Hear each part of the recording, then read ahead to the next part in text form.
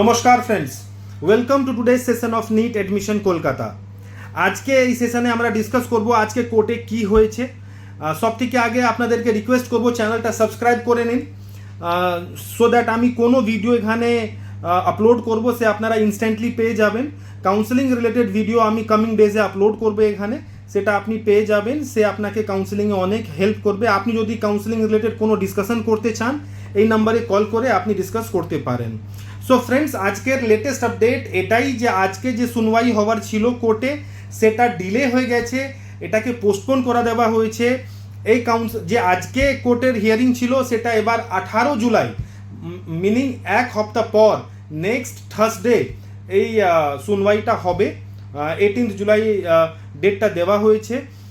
মানে যে এনটিএ যে রিপোর্টগুলো সাবমিট করেছিল কোর্টে, ওই রিপোর্টগুলোকে ভালো করে স্টাডি করে কোর্ট আসবে। কেননা রিপোর্ট কালকে সন্ধ্যাবেলা 5টা অবধি সাবমিট হয়েছে, কোর্টের কাছে টাইম ছিল না ওকে স্টাডি করার জন্যে। যে সুপ্রিম কোর্টের জাজ আছেন তাদের কাছে টাইম ছিল না ওই জিনিসগুলোকে স্টাডি করার জন্যে।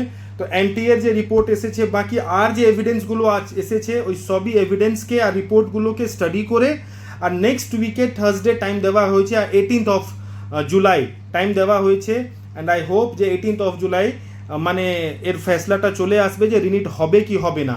ইন দ্য মিন টাইম কাউন্সেলিংয়ের ওপরে কোনো স্টে নেই, হয়তো maybe all India counselling date চলেও আসতে পারে, নো বডি নোজ। কেননা এই টাইমটা তো এক্সটেন্ড এবার এভরিডে আমরা দেখছি যে টাইমটা এক্সটেন্ড হয়ে যাচ্ছে। তো সুপ্রিম কোর্টে আজকে কোনো শুনবাই হলো না, ব্যাস এটাকে একটা নেক্সট ডেট দেওয়া হয়েছে। আর কোনো আপডেট আসলে আমি চ্যানেলে আপডেট করব। এই ভিডিওতে ব্যাস এইটুকু। কাউন্সেলিং রিলেটেড কোনো ইনফরমেশন চাইলে, আপনার মার্কসে আপনি কোথায় কি পেতে পারেন সেসব জানকারি নিলে আপনি এই নাম্বারে কন্ট্যাক্ট করুন, বা আমাদের অফিস কলকাতায় আছে, এখানে এসে আপনি ভিজিট করতে পারেন। নমস্কার।